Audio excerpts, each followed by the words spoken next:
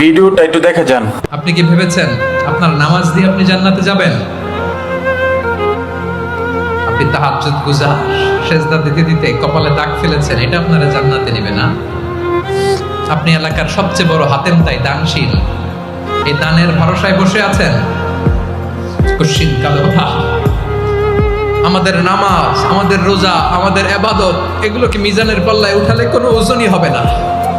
তবে আমাদের একটা কৌশল জানা আছে, আমরা আল্লাহর রহমতের ভিখারি।